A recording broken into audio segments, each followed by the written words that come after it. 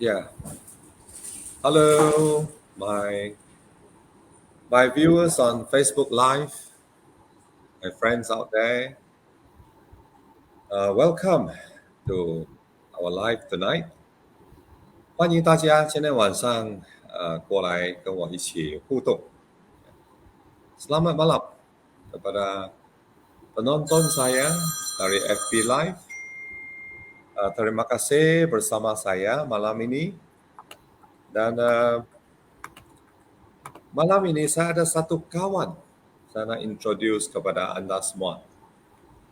I would like to introduce a young friend of mine to all of you tonight, um, who's who's come in to join me on the FB Live.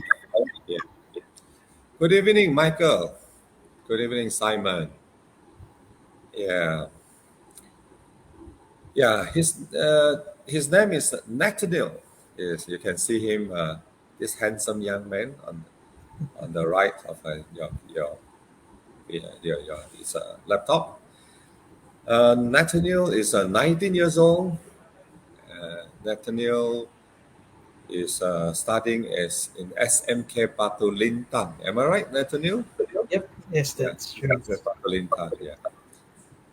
And the reason why I invite Nathaniel to join me tonight is because I find Nathaniel very interesting young man.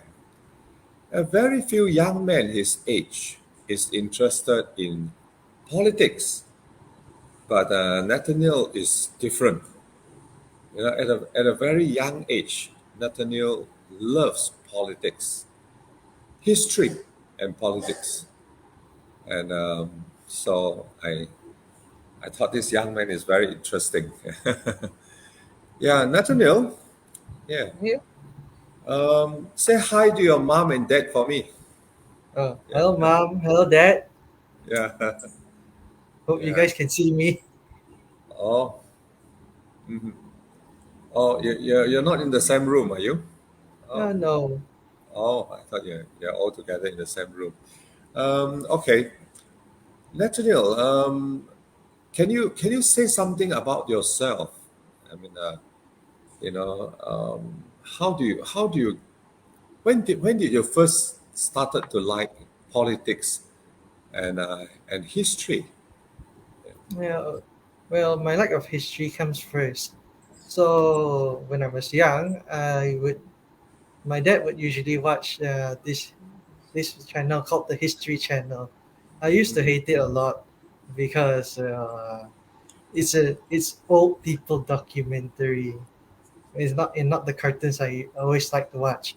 But when but I have always had this fascination with World War II at first because my grandma used to talk about it, and it always showed up on the documentaries. So that's that's the seed for what eventually became my love for history. As for politics, it came more from it came around from two when when I found out about this form of digital comic on the internet. We call Poland balls. It's more or less political satire where little balls represent with their flag on it will be talking about some political issue and make it a huge joke. So for the World War II, it's like how Germany is still a little salty over losing the war, and how Japan and China still doesn't have the best relationship even today. Yeah. So yeah, I think that's it. Hmm. So that's the brief version. Yeah. Yeah. Also, your grandma must be very old. Yes, she passed away last year. Oh, I see. At Very age sorry about that. Yeah, but indeed, she has um, created an interest in you for history. Yeah, yeah, she always yeah, used to. yeah. My Oh, friends are out there. You have been listening to me all this while, so I thought it'd be interesting to listen to Nathaniel. Let's say hello to all our friends here who have come in. Yeah. Let's see. Michael, Simon, Kapitan Lucy, Tan Wei Lung, Christopher, Rangi, Casey Ivan, Michael Lee, Go Sao Kian, Van Ross Van, Don Don Liu, Tan Li Li, Moses Enjap, Fletcher Tan. Hi Fletcher.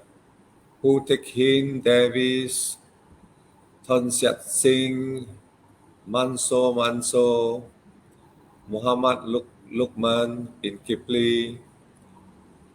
Yeah, hi. Thank you very much to all of you for joining me on Facebook Live tonight. Yeah. And yeah, Nathaniel, I meant to ask you, you know, because I'm interested, uh, should I say children your age? I know you're not a child anymore, 19 years old, but Mm. young people your age. What do you think? I mean, what do you think about politics today in Malaya, and politics today in Sarawak and in Sabah? Well, I'm not really. I'm not. I'm not always up to date on and on the most recent political topics, but I Mhm. think I have a good enough opinion, I guess. So I think in Sarawak, it's pretty much okay because how do we say it? Uh, we have a much slower political development. Same with Sabah compared to Malaya, which had much more time to flourish in a way. Because if you think about it, um, Malaya always had more history. It, the in my opinion, the root of their historical development was with Malacca. For us, we only started around 1841 with James Brooke becoming the Raja of Sarawak. And for Sabah, they have it even worse with the British coming to colonize in, I believe, 1871. Mm. So we had much less time to develop politically. Also, and before the British came, we more or less had political neglect by people in Brunei. So we we really don't have much development as a society, Mm. to say it the least. Mm. The we have, Parliament today we have 222 seats. Yes. Yeah, and Sarawak and Sabah. Sarawak has 31 today. Sabah has 25. Yeah. Yeah. So we have Sarawak and Sabah add up together. We have 60, 67, 66, 60, 60. How many seats? 54 seats. Yeah, today. Yeah. Yeah. What do you think of GPS and all the rest of the political parties in Malaya? Yeah. GPS is not in Malaya though. Yeah. Yes. Uh, well, if you're asking my opinion, I think GPS does a really good job least at least in modern times when I'm in the political scene. When I'm able to think of I'm able to observe the political scene, I think we've done a pretty good job at protecting Sarakan interests. But but I would say other parties like Pakatan Harapan, they, they don't really do that much of a job because they're more interested in Malaysia as a whole and oftentimes neglecting oftentimes neglecting us the same way. Uh, this is a bit more spicy opinion, but the same way the older government used to, well, more or less neglect us. Hmm. You Have cannot you? blame. Have you? Sorry. I don't believe you can blame them Hmm. because there's just so much more people in Malaya to appease compared to East Malaysia. It's not in their interest to take care of us. Have you heard about and do you know about this 18 points agreement? Yes, Yeah. this is uh, the rough overview is that uh, was in a very early draft of what would eventually become our constitution, and well, all the points that were needed to be all the points that were needed to um, for us to agree to join Malaya and Sabah to form Malaysia. Hmm. Yeah. In the 18 points agreement, we have things like immigration uh, autonomy, isn't it? Yes, People from Malaya, when they come in, they have to get permission to come in, and they can yes, only stay for 3 months on a tourist visa. But people from Sarawak and Sabah are free to go over. Yeah, we have these special rights to protect us from unfair competition from Malaya. Yeah, yes, yeah, because we only have a population of 2/million in Sarawak and another 2/million in Sabah, mm, whereas in Malaya there's almost 30 million people there. yes. That's true. So yeah, when the British, it was all done by the British during yeah, 18 point agreement was done during Charles Group, isn't it? The days Mm, of Charles Group. Yeah, uh, before the birth of Malaysia. But the 18 points agreement led to the drafting of MA 63 yes, that's true.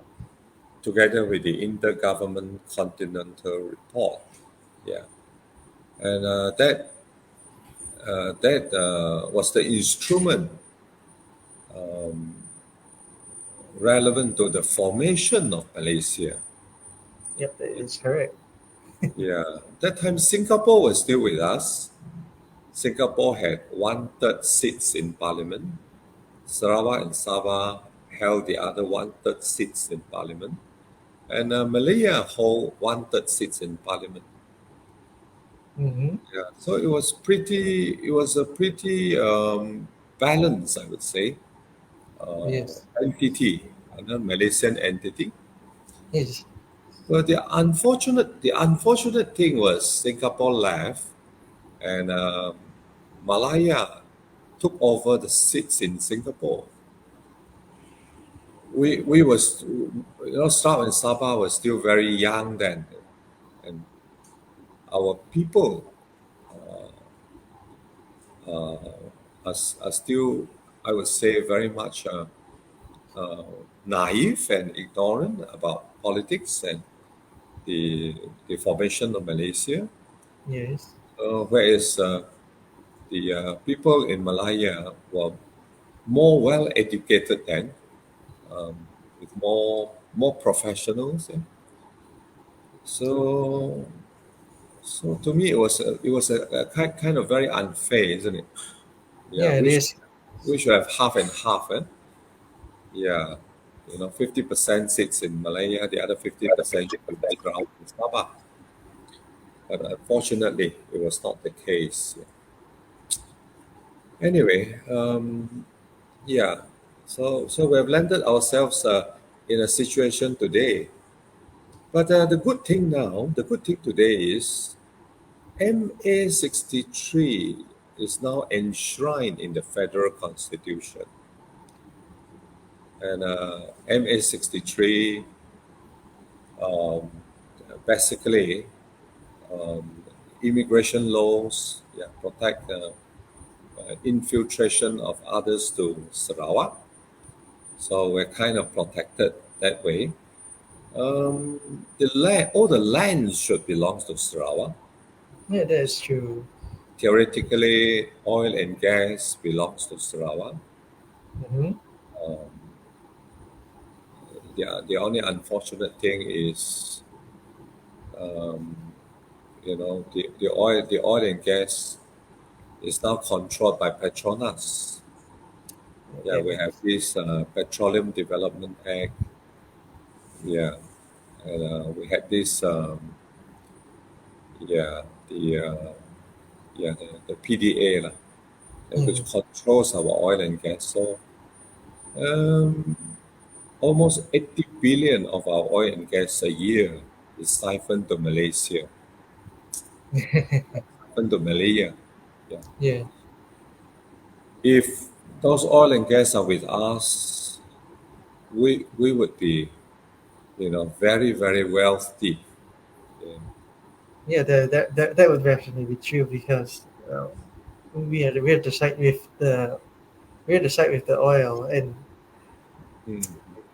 and most of Yeah. that money which would go to our own development get siphoned off the Malaya to Mm. boost theirs. Yeah. So So do you realize that we have been shortchanged in a way? The Territorial Sea Act, the Petroleum Development Act, which took away our oil and gas, and and they gave us back 5% oil royalty for mhm, many years until recently when our premier brought Petronas to court and won the imposition of 10% sales tax on petroleum. Today we're getting 8 billion in 3 years.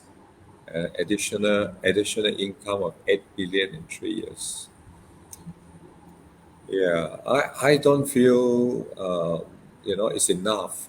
I feel that 10% is not enough. But then, it's not an easy thing to do. Yeah, not yes, an easy thing to do, to try to regain all the rights on oil and gas. It's not an easy task to do. We have to yeah, tread carefully. We have to tread carefully. We have to do it slowly, uh, cautiously. Yeah, because bringing somebody to court could backfire sometimes. yes, Could backfire sometimes. Yeah. especially when there's no evidence, or the evidence is not convincing enough for the courts. Hmm. Yeah, yeah. But in this case, under the laws, we have the right to impose sales tax on our resources that is exported. Yeah, we have that right to impose sales tax. So, but then even then, Petronas is a big company, and bringing Petronas to court is not an easy task. But our premier did it. Our premier Abang Jo is very, very, very far-sighted, very well-informed person. Yeah, yeah. So, um, yeah. Today, where are you voting, Nathaniel? Oh, I'm voting for Stampin. Oh, you're in Stampin. Oh, thank Yes, you very much. So on the 19th, you'll come out and support me. most likely I can't really say that because vote is secret. For this secret. Okay, okay. Fair enough, fair enough. Yeah, I'm under GPS, under the GPS government. My opponent, my opponent, isn't it? Uh, Mr. Chong, Chong Chen Jin. Yes, Mr. Chang Yes, Shin. from the DAP. Right, right. Um, I always feel that, today we only have 31 seats in parliament. 31 seats in parliament. Uh, in accordance to MA 63, we ought to have at least 35% of the seats. Yeah. One third. One third, one, two, two, two, one third would be seven, uh, 222 seats. Yeah. One third, three times seven, 74. We ought to have 74 seats altogether. And we Mm. only have 56 today. One third. Singapore one third. At the time we were one third. Even though the law says that we should have one third seats in parliament, we only have 56 today. We ought to have 74. We're still very much shortchanged. True. So I keep feeling that you know there is no reason to send any other parties to Malaya to join, um, to join those in Malaya. We Mm, should yes. send 31 of our own people to Mm, Parliament yes. because only Sarawakians will take care of Sarawak. Yes. That's true. Yeah. Um, all the other parties only take care of themselves. Today in Malaya, they're all fighting against one another, arguing against one another. Yeah. They can't work together. They can't decide to work together and form a stable government. Yeah, that's true. Especially since 2020, 2020. Why do you say 2020?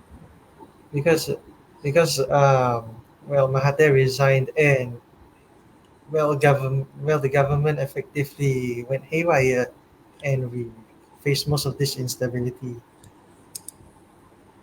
After Most of the instability happened afterwards, Hmm. Yes. and not to mention there's the political infighting between Pakatan Harapan. But Hmm. Hmm, you can hmm, also say that for most of the Malayan parties, they have more interest in themselves than us in hmm, general. hmm, hmm, hmm. Yeah. Let's look at some of the questions that are coming in, Nathaniel. Let's look at some of the questions here. Thank you, Moses, Fletcher, Manso, Mohammed, Fletcher, Hang Fifi, Concept, Concept Singh, Tonglam Kasa, Azahari George, Terbaik YB, Morgan Menang. Thank you. Terbaik sepanjang laman. Lawrence, uh, yeah, okay. Kasek Kubo, Azahari George, Jeffrey Roy, Tanya YB Sudan naik pangkat pergi parlimen. PH is the one that removed GST and made Malaysia bankrupt during their reign. Samuel. Yeah, let's look at this one. Can you read the words down there? Yeah, yes, I can. From Samuel Gala. PH is the one that removes GST and made Malaysia bankrupt during their reign. Although we are not bankrupt, I know that our debts, walaupun kita tidak bankrupt, tapi saya faham bahawa utang Malaysia telah naik lagi. During Najib's, during Pakatan Harapan's time, yeah, the our debts have increased, and when Sabri took over, our debts increased further.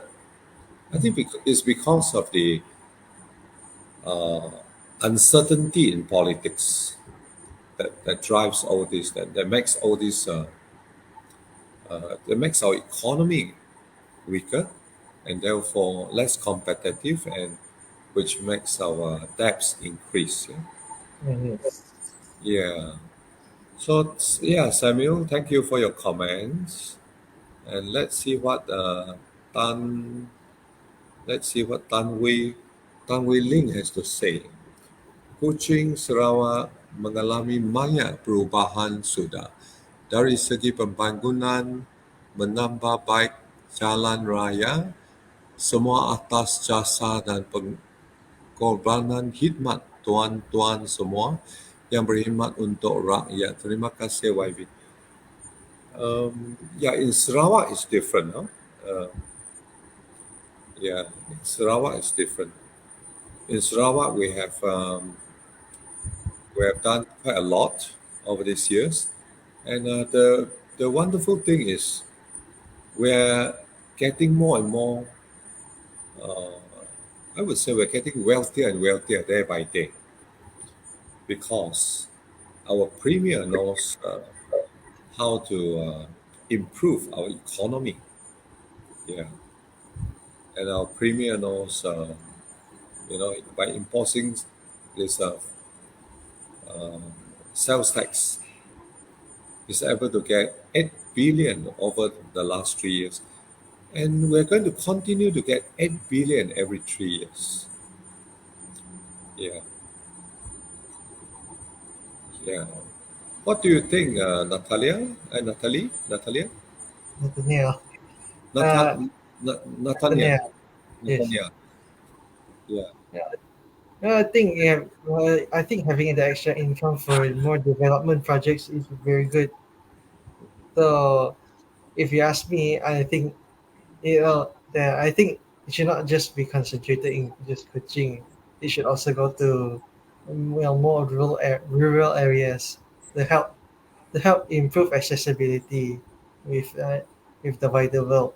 As you know, most of Sarawak is quite rural and mostly unexplored. So helping helping people living in those areas to have more accessibility would be a really good thing for me, at least in my opinion. Mm.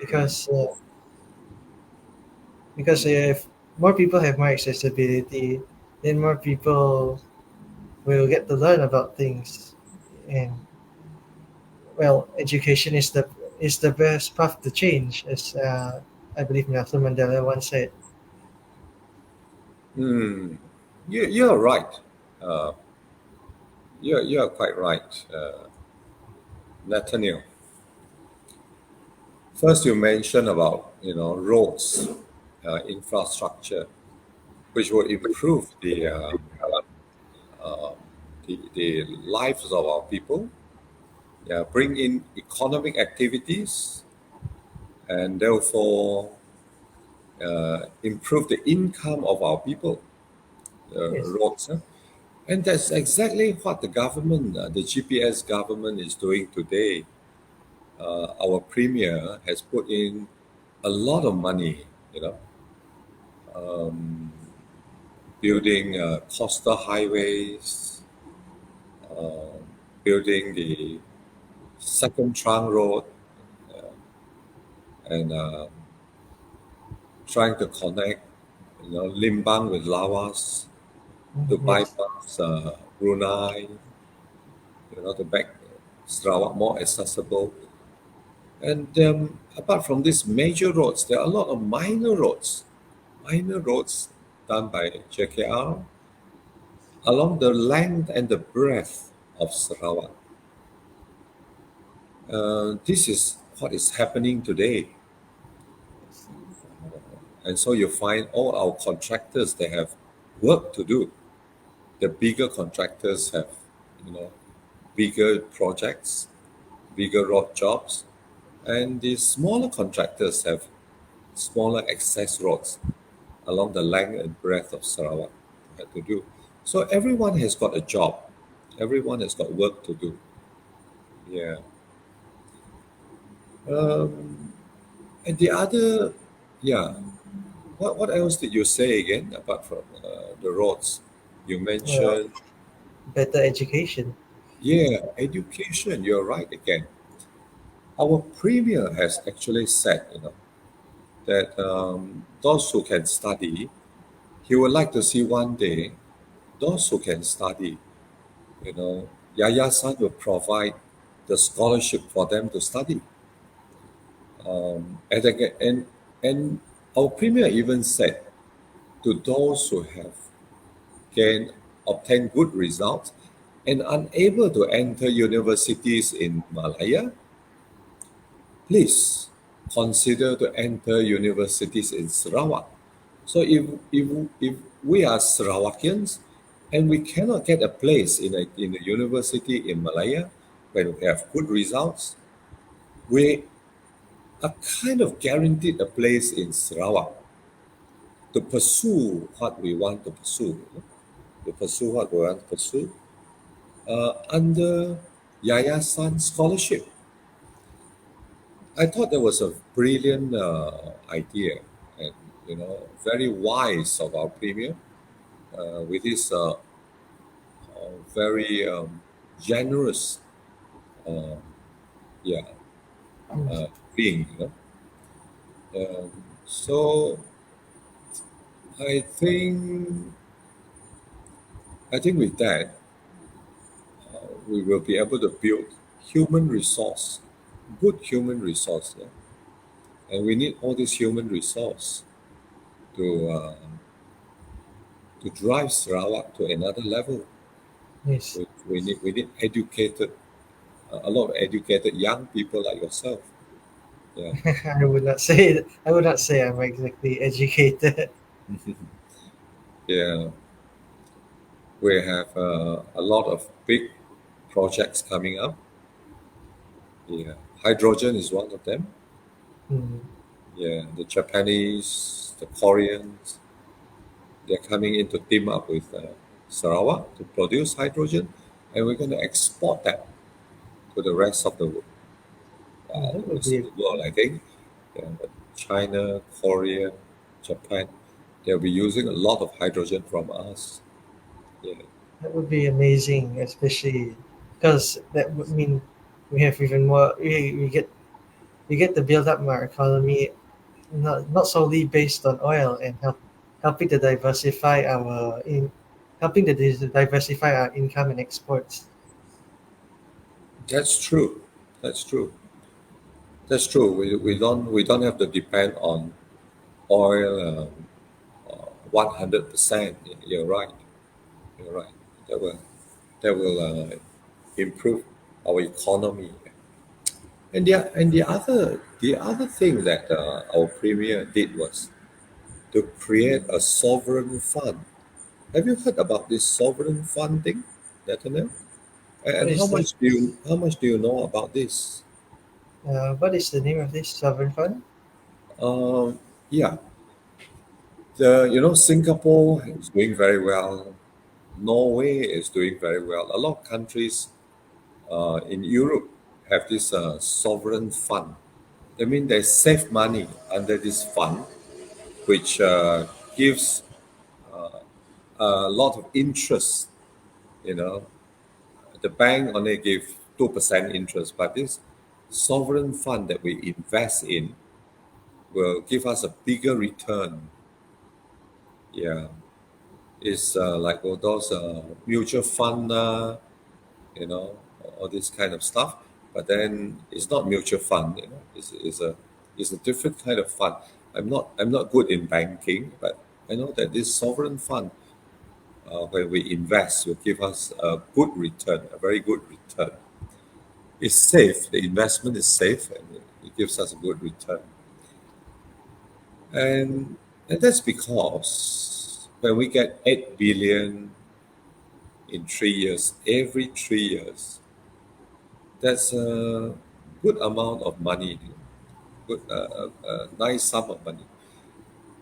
Of course, it's not just 8 billion from oil and gas. Bakun is giving us 1.5 billion a year, revenue. Bakun is giving us 1.5 billion.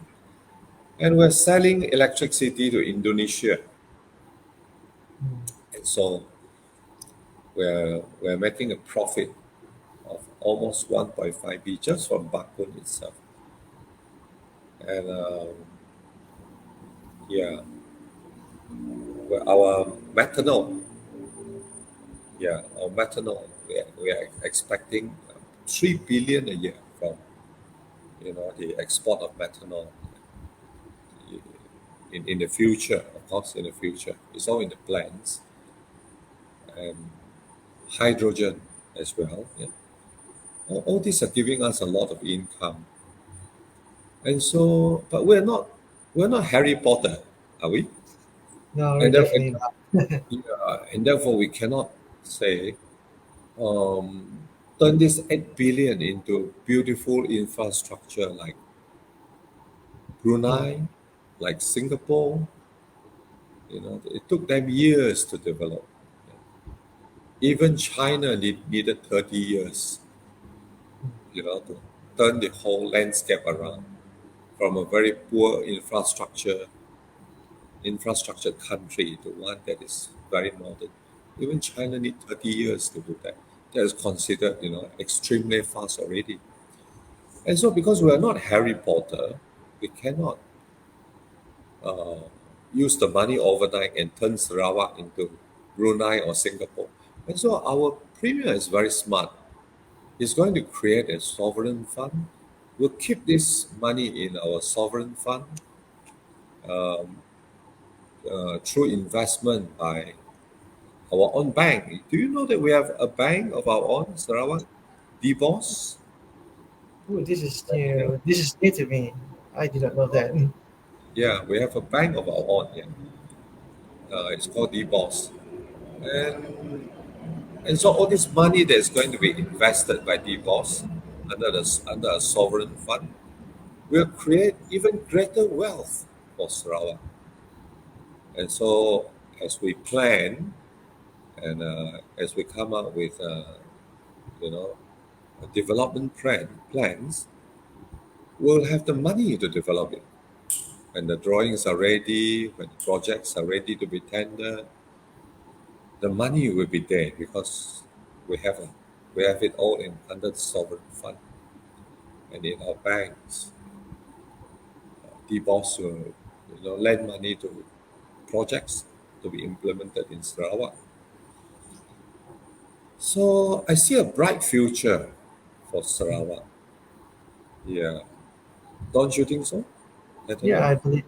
I believe if we continue on our path, we have quite a lot of potential to become maybe another Asian tiger. Yeah, I believe we will. We If we will. if Yeah, we not a bad. if, Yeah.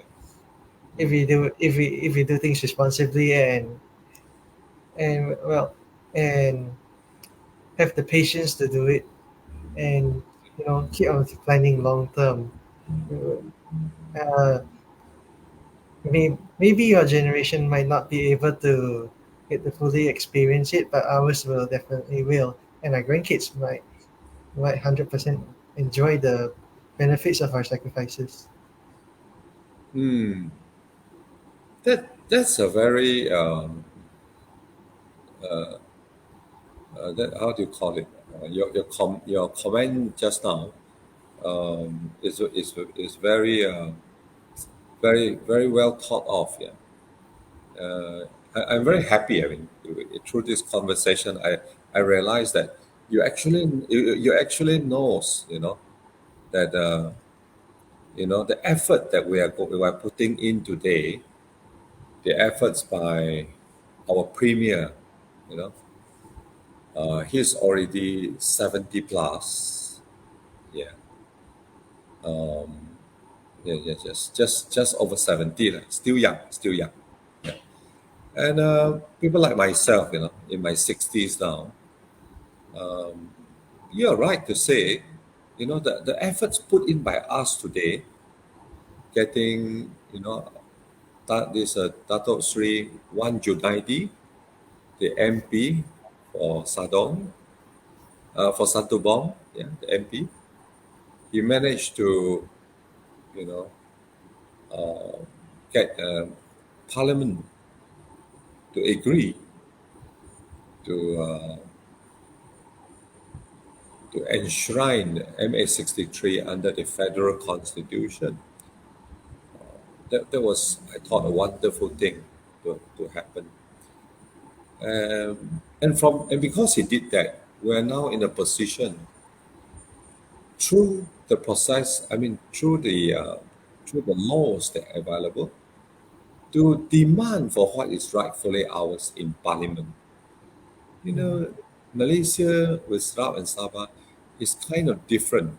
We are special, Sarawak and Sabah, because we have, MA63, the 18 points agreement, MA63, which protects Sarawak, yeah, from Malaya and the rest. In case some people would think, hey, Sarawak is a good place, let's exploit it. You know, Mm. they have a lot of resources, they are well off. Let's exploit Sabah and Sarawak for our benefit, individual benefit. So we are different. We have this MA63 to protect us. But you're right. All these efforts put in by people like myself, people like the premier, people like my boss, my deputy premier, and all the other parliamentarians, all the other YBs in the Dewan Undangan Negeri, in Dewan Parliament. All of us are working towards a better Sarawak. Yeah, a better Sarawak. So we have started this journey.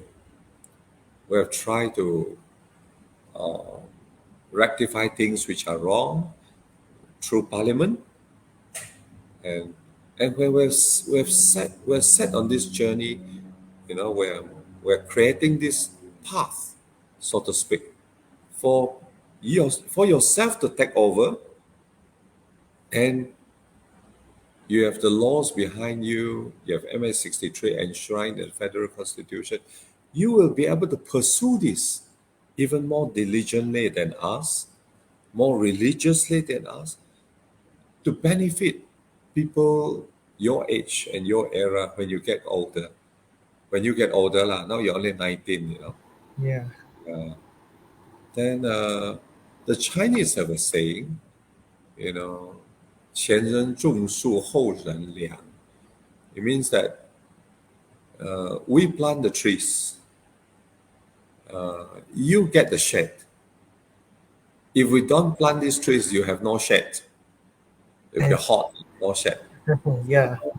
Yeah, so we plant the trees, you have the shade, and from there you move on. Yeah, you're able to move on. So I'm glad that tonight you said that. Yeah, what we're doing today is not for our benefit. We may not see it in our generation, but you may be able to see it in your generation. Yes. That's right. That's great. That's good. Let's see who else have come in with more questions, more comments. Huh? Um, Francis Chia, Samuel Gala, Adamov, Yuramichi, Azhar Hari George, Hamdan Ismail. Let's see what Hamdan Ismail has to say. Hi, why below and not Net. Just want to ask Net. Here's a question for you, Net. Oh. Is life better in Sarawak than in Peninsular Malaysia? And why you say so? Thanks for attending to my question. Uh, It's, ooh, this might be a bit hard. This might be a bit embarrassing, but uh, well, I've lived in Sarawak for most of my life, and the only times I've been to Peninsula Malaysia is when I'm in when I'm going for holiday. But um, as a friend put it, um, how do I say it? As a friend put it, um, for them, for Peninsula Malaysia, us East Malaysians and Sarakians in particular tend to be much more calm and chill about life, where they're more pumped up with adrenaline about competition. Yeah, so it's kind of true that you know life is better if you want a more relaxed life and the having that high urban lifestyle is not the thing for you. Then Sarawak really is a better place to live in. But if you can stand that kind of lifestyle, then Peninsula Malaysia might be better for you. We, either way, because we're Sarakians, we most of our money might at the end of the day our money will come back to our state. So in the form of like when we give back our parents money, like when we are working, we give back our parents some of the money. We might be working in we might be working in Peninsula, but still a part of that money goes back to Sarawak in the form of your allowance to our parents, and they can use that money to spend it, and the government can use that money that comes from from spending to to continue investing and developing the state. Hmm. Yeah, Audrey, you have a good son. You have trained your son well. He's going. At this age, he's already thinking of how to take care of you, lah, Audrey. Yeah, yeah, that's interesting observation. That. But do you realize that when you're in KL, everybody sound their horn, horn, horn, horn. Everybody is impatient and all stressed up on the Yes. road. Yeah, life is kind of stressful, I think, in Kuala Yeah. Lumpur. But in Sarawak, when you drive, nobody sound their horn. Do you realize that? Yeah. And Yeah. yeah, and many times when I drive, I find that people would stop their cars, at the junction when I cannot turn right. There's cars coming in from the left. There's cars trying to turn in from the cars coming in from the right, and cars trying to turn in do a right turn from the left. But then there'll always be somebody who's, even though there's a long jam, there'll always be somebody who will stop their car and then let you through. You know? Yes, that's very true. Yeah, but you don't find this in Semenanjung, Malaysia. They'll Mm, sound their horn. If you try to cut their path, they'll sound their horn. yeah. Yeah, especially the taxi drivers. Yeah. So yeah, and I believe that with all the wealth that Sarawak has generated, with all the wealth Sarawak has generated, with all the jobs that our construction industries are having. We have a lot of infrastructures to be built, buildings and bridges and roads and drainage. The economy in Sarawak is good, because construction industries drives the economy, Mhm. and with all this income from oil and gas, the taxes, yeah, and all the other things that I mentioned, we are going to be well off. We're going to be very well off one day. Don't you think so? Yes, that I believe is true because well, Mm. nation building is a very long term thing. Eh, it's a very long term thing. You don't um, you don't build Rome wasn't built in a day, and I don't expect Sarawak to be either. I mean, just for Sarawak to go from just Kuching to what it is today, it it took almost 8 decades to for it to go from this small town in the middle of nowhere to, well, a state the size of England. It Hmm. just So I don't expect the economic development to be so quick. It takes a lot of time, and well, um, because by nature it takes a lot of time. Development needs to be stable. Hmm. True. True. Let's see what Samuel Gala has to say. The Malaysian economy and all the business has been totally destroyed by Pakatan Harapan.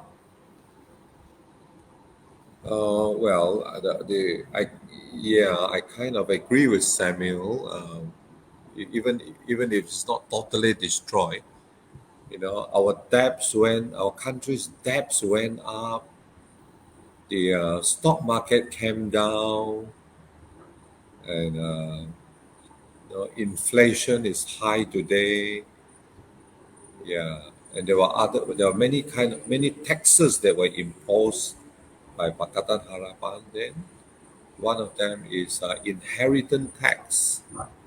So if our parents were to leave us with a piece of land, a huge piece of land costing millions of dollars, we won't be able to afford to pay the inheritance tax, you know, which is ridiculous because our parents leave a land with us. When it gets transferred to us, we have to pay the tax. Uh, we will not be able to afford to pay this tax. Yeah. So all this happened during the days of Pakatan Harapan. Yeah. What do you think, Natalie? For Continue, me, Nathan. the, the inheritance tax thing, it sounds a bit worrying because, I don't mean to link it with any less desirable facts about the world, but this is kind of a common ploy that governments use to take away um, indigenous people's lands, so to say. Like you had that in the United States where they they had where people could not pay for the land they own, so they just sold the land, and that's how the government gets the land, which is kind of worrying, especially when you think about who gets the who get who get which side of the government gets the land. Does the state get the land, or does the federal government get the land? Because if it goes to the federal government, it creates a lot of problems. Hmm. Like who actually owns the land? Who actually controls it? And it's not as clear defined as, like, how would I say it? Like federal territories, because that's its own thing. But this is government federal land in state territory, which creates a lot of its own loopholes and shenanigans. That who knows what the government might be intending to do. Could be benevolent, could be malicious. It's and it's not up to me to say. Hmm. Yeah. Yeah. Yeah. But fortunately, Pakatan Harapan only came into power and ruled us for that matter for 22 months. 22 months, nearly 2 years. So now the inheritance tax is normal. It's been reverted. There's no more inheritance tax. So you don't have to be worried. You don't have to worry about the properties that your family is going to pass to you. Yeah, no more inheritance tax. You can afford to to accept it. Yeah. Let's see other people who has come in. Let's see. Dato Paul Lau, Widuri, Elroy Yap. Hi, Elroy. Yeah. This Elroy. Elroy say, who sold out Sarawak? Yeah, yeah, There's a lot of ways to go about it. yeah. That, yeah, I remember. Yeah, like, we are supposed to be independent, an Mm, independent country, after the British colonized us. But then we also know that there are many other reasons lah why, we formed Malaysia. mm. You know, I don't think we're sold. I don't think anybody sold us out, Elroy. But those days, the Philippines was trying to take control of Sabah. Even today, you can see the Philippines. They still haven't given up on the Yes. idea of Sabah. They still say Sabah belongs to them. And Indonesia at one time we had what we called it Indonesian confrontation. Yes. Indonesian confrontation. They managed to win even up to Bahu, if I'm not wrong. Yes. So it was during those times that our forefathers maybe decided to form Malaysia so that uh, there was peace in this region. We Mm. can protect one another. We can look after one another. Those are probably the reasons, yeah, why uh, we came together. So maybe we're not sold out like what Elroy meant. Huh? It's not. Elroy, yeah, how are you? Yeah. Yes, you were going to say, Nathaniel? I don't believe that we. I don't believe that we got sold out. There's a lot of reasons. See, see. In our history, there's a lot of times that even the Rajas wanted to sell us off because there's not much of an economy and is eating into their personal funds just to keep the country afloat. So during James Brooks' time, right?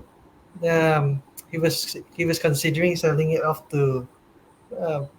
selling out of the Britain or the Mm. Netherlands or the US or even Belgium and if you know anything about Belgium's colonies, it's not pretty. So, but one way or another, he still kept it. And fast forward to post World War II, um, Charles Charles Charles Pioneer bro, didn't really want to he didn't really want to be the Raja, but he still kept it anyway. But after the war, he just couldn't afford to keep it keep the state nation afloat. So, in my opinion, I think he's had to.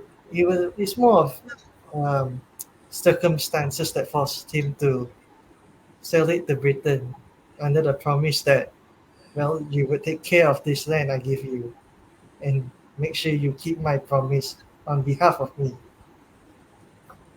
And well, in a way, Britain did what in a way Britain did its job in a good way where it protected most of the interests, but on the other hand, it was also Britain that was trying to rush this marriage, and but then you can think of Britain's decolonization after it lost India. It really could not afford to keep all these colonies, so decolonization going to be was always going to be a thing, but the Americans kind of forced Britain to rush the decolonization. So places like Sabah and Sarawak that honestly weren't really ready for independence just yet were were kind of rushed into their were rushed into freedom in a way lah. Yeah, interesting what you said. Yeah, yeah, that we were not ready for decolonization. And when we are ready to be decolonized, we'll be independent countries. Yeah, But looking back at all those writings, all those evidence, it seems to point to one thing, that the British still wanted to keep Sarawak and Sabah because of our oil. They weren't ready. They weren't willing to give us, you know, total democracy. Yeah, because of the oil, they still wanted to keep us under their wing. So they put us under Malaya, under the care of Malaya, until we're ready to be independent. I think it's written somewhere like that. That when we are ready to be independent, we can. But Malaya will not let us be independent that easily. yeah, of Yeah. course. Malaya can't be stupid. That Malaya cannot be stupid twice. They already messed up really bad with Singapore, so they're not gonna give away East Malaysia that easily. Mm, yeah, that's true. Let's see who else has come in to give their comments.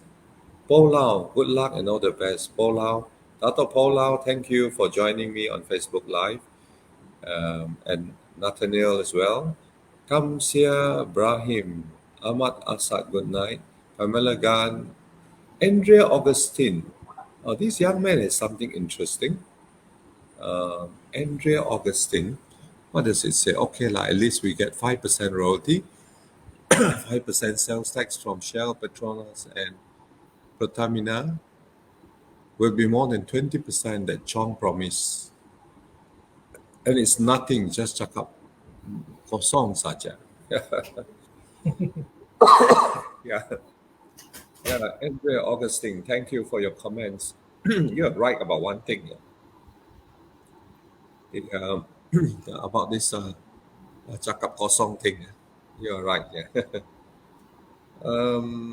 Yeah, it's true. Our 5% sales tax is much more than the oil royalty. The oil royalty. Our 5% oil royalty today is only about 1 billion a year. The income from oil royalty is only 1 billion. But the 5% sales tax, 10%, not 5%, 10% sales tax is already 8 billion in 3 years. So it's a huge difference. The sales tax give us more money than the oil royalty. Yeah. So today we not only get our oil royalty of 1B, we get another 3B lah, from sales tax annually. That's a lot of money. That's a lot Mm. of money. Pak Sabo, good night. Sorry for this. After this, when YP want to make a live again, uh, yeah, YP should use Malay language. Not all people know English language. Not all people have education. Yeah. Ya, minta maaf ya Pak Sabo, minta maaf sebab malam ini saya menjemput Nathaniel bersama saya, dan Nathaniel adalah seorang uh, yang berumur 19, dan semua yang berumur 19 saya rasa pandai bahasa Inggeris. Pandai bahasa Inggeris ya. Ya, tadi saya tidak ada guna PM lah malam ini. Minta maaf ya Pak Sabo. Yeah. With I was in China, before COVID, and it was two or more years, 3 years, 3 years back. And the the Chinese government has, we made friends with a sister city in China, and this sister city is giving us scholarships to our students in Kuching. Of course, they need to know a bit of Mandarin. Lah. They need to understand Mandarin to be able to study. Yes. We have sent many students over to China, and one day, this Chinese government sent our students to Germany. So I was asking them, "Huh, why do you send our students to Germany and not your own students?" So this officer told me, in Malaysia, our students know English and Chinese, and we have a good command of English. Whereas in China, uh, their students do not have a good command of English. Well, that was interesting, and these students are now in their final year. In their final year. Well, China is very open and uh, very positive looking also. After they give scholarship to our students, they do ask our students, "Do you want to stay back and work in China?" Although they don't force our students, they don't force them, Yeah, it's not. but they're ready to accept our students because our students have good command of English. So let's see who else have come in. Thank you, Pak Sabo. Muhammad Zulfazil. Let's cast our vote wisely. Thank you. What? Um, GPS has done a lot of good job to take care of stuff. We are anak Sarawak. We should be supporting GPS. Yeah. Hi, Tracy. Thank you for coming in. Tracy says we are anak Sarawak and should support GPS. What say you, Nathaniel? Well, I think, I think a united Sarakian front in Parliament certainly make would certainly make things a lot more advantageous for us, and make and make it so that it's harder for, well, Malaya to have such a total grip and control over us. And as you can see, our, well, GPS being independent has led us to um, always back the winning horse whenever we need to, in order to in order to help ourselves. Since they won't help us, well, why would we help them? We need to defend our own. We need to defend our own interests. So if always backing the same horse is is it's not going to show any results, we might as well do the pragmatic thing and, well, be the kingmakers, so to say. Hmm. Yeah, you're very you're very interesting to hear what you say. I mean, I'm happy and pleased that you see it that way as well. Yeah, first of all, it's true. All these years, I mean, the 22 months is a real good scenario and example of how they negate on their promises, isn't it?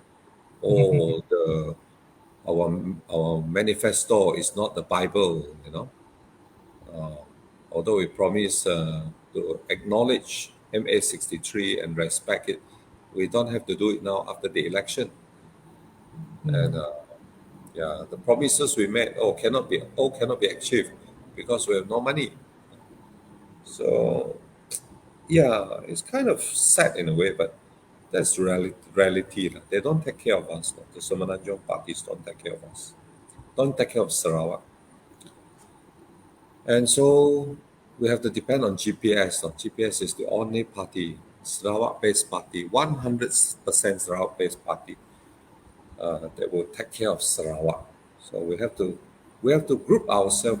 We have to be united, isn't it, under Mm. one family called GPS, so that when we go to Parliament, our voices are heard, isn't it? If one person say, I want that pot of gold, nobody will care about him. But if let's say, you know, 50 million people say, of 2 million people in Sarawak, 2 point something million people in Sarawak say, I want that pot of gold. I want MA63. I want my resources back, give it back to me. That's different. That's why we need to send all our people into parliament. There's no point leaving one or two outside, you Mm. know, the parliament, yeah, no point. We have to send everybody into parliament, all the 31 numbers, so that we get the number, and when we speak, our voice will be heard. Yes. Don't you think so, Nathaniel? Yes, the more people in parliament, the bigger our representation in parliament, the harder we can bite on these issues, and it's harder for the other states to just ignore us. Yeah. This Facebook user say, putting the strong fact of uh, putting the strong block of GPS to Parliament will give us better bargaining power to bring more goodness and fairness to Sarawak. We have so much to offer, both in talent and natural resources. So we need this to be highlighted in the federal level. So I hope our 31 parliamentarians will see this comment from our Facebook user and voice out the the wishes, the harapan of the people of Sarawak. Yeah. So yeah, this Facebook user actually said what you said, Nathaniel. Mm. Yeah, he thinks the same as you. Yeah. Stephen Lim, thank you. Salvia Lim, thank you. Yeah, and our friends out there, thank you very much for joining us on Facebook Live. Don't forget to like and share. Yeah, don't forget to like and share this Facebook Live. Muhammad Afian. Let's see what Muhammad Afian has to say. Now is the best time for Petronas to focus on infrastructure development in Sarawak. Working together with state government, we already give a bit of our resources to Malaya's site since a long time ago. Yeah, yes, yes, yes. I think Petronas should do more for Sarawak now. Yeah, because simply because over the last 60 years, they've taken so much of our oil to develop Malaya, isn't it? Yeah, Malaya now have good roads and bridges, flyovers, and not just a single story flyover. No, I see them having 3-story flyovers as well. And all the rails, elevated rails for the Mm. trains. So they've taken our money to build Malaya. And today Malaya is well advanced. Sarawak is not. Mm, So I think true. it's time lah. It's time for us to bring our money back to develop Sarawak. Yeah, Yeah. and even if let's say Petronas is we view Petronas as the most cynical view, it would be in the interest to develop our our oil infrastructure. Say most of our oil is pumped from Miri area, right? If I'm not Mm-hmm. mistaken, Yes. True. and most of the processing happens in Bintulu, so it would be beneficial for more infrastructure in that area to be developed to help transport maybe petroleum pipelines, or if that's not feasible, maybe a railroad to connect the two. I don't Mm. think it's that far, right? No, no. You can actually build pipelines to carry all this here. Uh, Chan Wei Liu has a question. When will ART be completed? The autonomous rail transit. well, the plans are going on now. I think it's going to take quite a number of years to complete it. I don't think it will ever be 100% completed because even Singapore today is still digging underground to construct their underground trains. You go to Singapore today, even today, they're still digging after so many years. I doubt if it will ever be completed 100% because there'll be extension work going on, new works going on. But yes, I have seen somewhere that our premier did say he would like to see this ART moving in December this year. In December this year. So we might still get to see this lah. The LRT moving on the road in December. Yeah. And of course, to get everything completed, like from Samarahan down to the Mat Laut, and from Unimas down to the Mat Laut, uh, I think it will still take time to complete all those. Yeah. But very soon, we'll be able to see our ART, the, the first one of our ART going. The trial, uh, how do you call it? The the trial run, probably. Yeah. Okay, Ling Wang Chiu, good evening. Nathaniel, good evening. My my friend Ling Wang Chiu is saying good evening to both of us. Yeah, that's it. Ling, yes. Okay, let me see. What else? Michael Jong is still here. People of South are more passionate. Hello, YB. I see what YB talking about these times. Yeah. Um, Minimum wage must increase following prices of daily necessities. Well, this is another interesting question, Nathaniel. Minimum wage must increase following prices of daily necessities also increasing drastically. Mm. Um, I think that we have our basic pay now. I mean, our minimum wage now is 1,005, 1,500 ringgit. So I think that we should maintain it that way. Yeah, maintain it that way because if we keep increasing our minimum wage, It will a lot of just lead, yeah, if we keep on increasing the minimum wage, it'll just lead to more inflation, which just starts this own cycle of increasing wage and then more mm, inflation.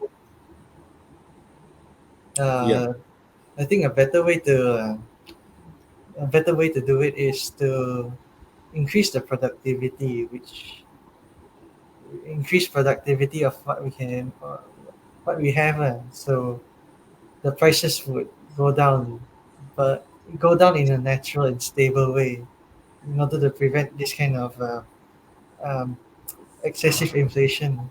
Otherwise, it will just lead to more problems in the future. yes, yeah. I think I will agree with you in some ways.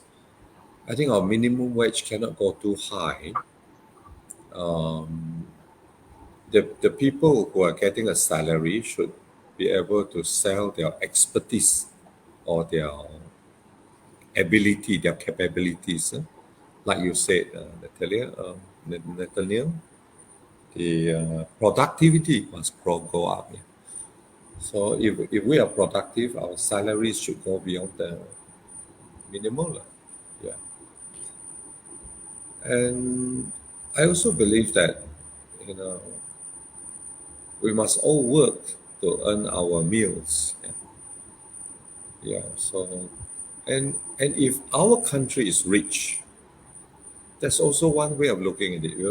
If our state is rich, our Sarawak becomes rich, which is happening now, slowly, then our people will be rich as well. If our state is rich, then there are many things that we don't have to pay. Like Brunei today, they don't have to pay assessment rates, they don't have to pay income tax because the country is rich.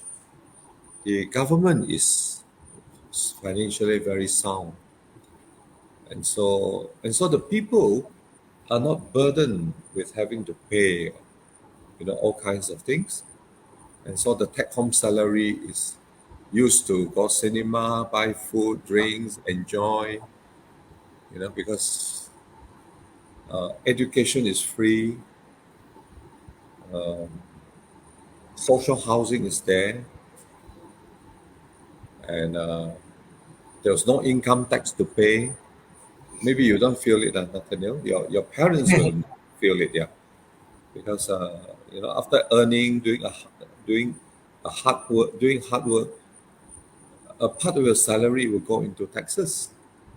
So if a country is rich, then we don't have to pay taxes. Yeah. So so so this um nakodas penggempu nakoda. Yeah. Thank you for your comments. Thank you for your comment. Penggempu nakoda. Yeah. Wang Shenzhen, Hamdan Ismail. Uh, uh, Hamdan Ismail has come in again. Thank you for replying elaborately on my first question. With reference to YBLO's concern of some people trying to take opportunity of Sarawak, do you think the young Sarawakians now are ready to defend our state? Well, that's interesting. Probably is a question that you should try to answer, Nathaniel. Yeah. Yeah. Well, Yeah. well, depends on how you what you mean by defend our state. If it's well, I'm not willing. Yeah, to say the least, I'm not willing to die for my state, but I am willing to well make a few sacrifices in money or in politics to help help the state become a better state in general. For if it's not for me, then it's for my kids. If it's not for my kids, then it's for my grandchildren, and so on. Hmm. You're right, Nathaniel. I remember my grandfather telling me. My grandfather comes from China, uh, and that's why I'm born here. My grandfather comes from China. He came on a junk. There was no outboard engine then, or this ocean liner to bring him here. He came on a junk, and when he arrived in Kuching, he has nothing on his pocket. There's no money, no food, nothing. They were very poor, and you know, and so they came all the way from China because China was poor. There was not enough food to eat in China, and so they came over to Sarawak. And today, I come from the third generation. My father was the second generation. My father's life was a bit, a lot better than my grandfather. When my father grew up, my father, worked hard because they came from a poor family. But my father's life was better, and I would say my life is better than my father as well. And and so I think that my children will have a better life than me. And I think I think yeah, from there is how we progress. Is how we progress as Sarawakians. And so, do you think young Sarawakians are ready to defend our state? Of course, the young Sarawakians are still studying like Nathaniel, are still studying like Nathaniel. Um, they still need guidance, they still need time to learn how to govern this state. Lah. So,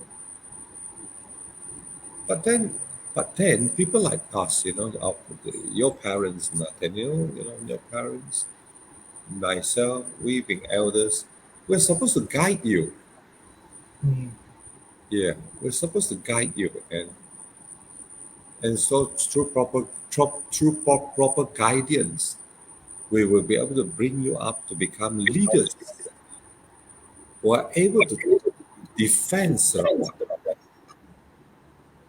We're asking for autonomy on education, autonomy on health back to Sarawak. Because during the 22 months, that's what Pakatan Harapan say. Return you autonomy on health and education, no need to beg anymore. But 22 months later, they said, sorry, we cannot do it. We cannot give you back autonomy on education and health. And so we would like this autonomy on education so that we can determine our own syllabus and will impart the knowledge on the the 18 points agreement, the formation of Malaysia, and Sarawak today. We have special privileges as Sarawakians within Malaysia. So all this, we are hoping that our young people will learn, and when they learn about all this, they will realize that they have to be patriotic towards Sarawak. You know, we are Sarawakians. So, are are you all ready to take care and defend our state? I think you are, Nathaniel. I think you are. You just mentioned it, that you are with GPS because GPS is the way to go. GPS takes care of all of us. I think you're ready to defend Sarawak. Maybe you don't have, you know, the best knowledge about how to defend because you don't know, you won't know the history of Sarawak. You won't know in depth, lah, Mm. how what Sarawak went through. But we are supposed to guide you. People like us, people like me, being your elder, so much older than you. I'm 62 compared to your 19 years old. So, uh, so there's a lot that I know that you may not know. So I'm supposed to guide you and bring you to the next level so that you'll be able to lead this country. Yeah, that's our responsibility anyway. Mm. As elders here. Darat Frida, thank you. Jamal Sharma tadi, good evening. Have a nice day. Mengempu Nakoda.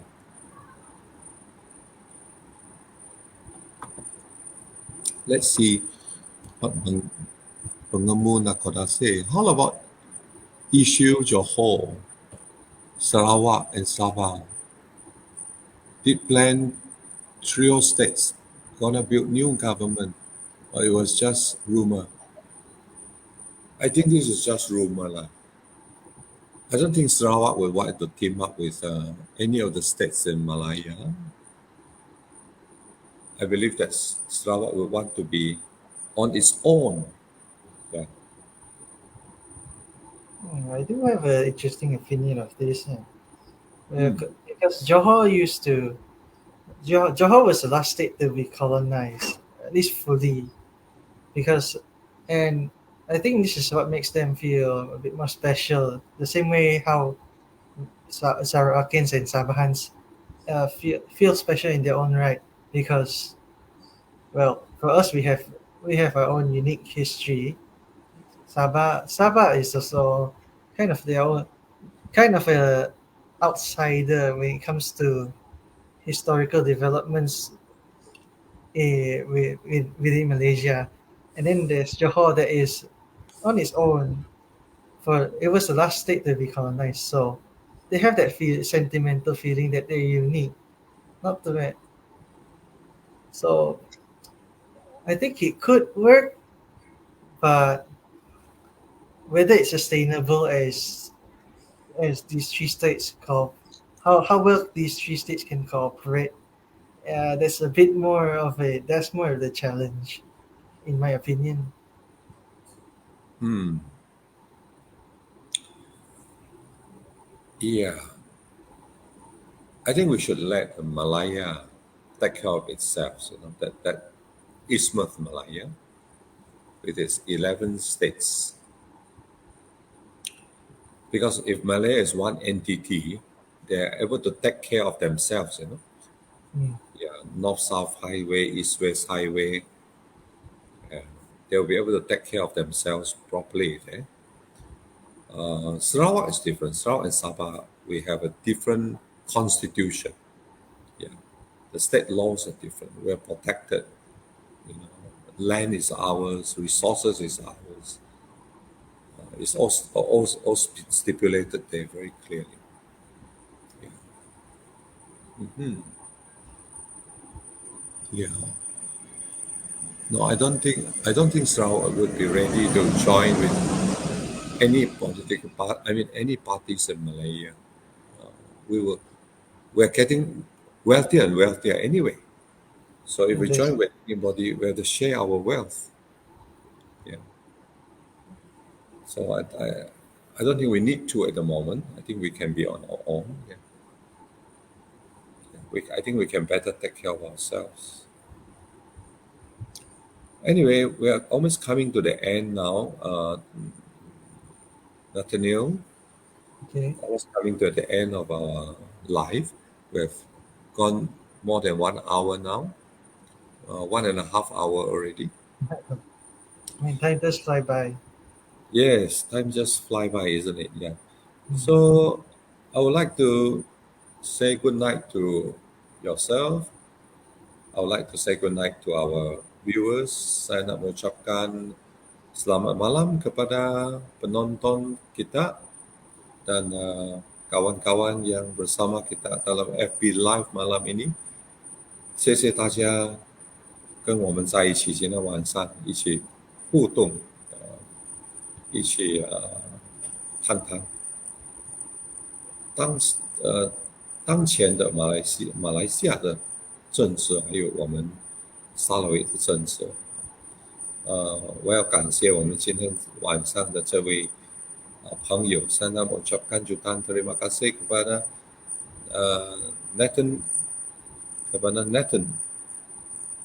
Nathaniel, Yeah. Nathaniel. Yeah.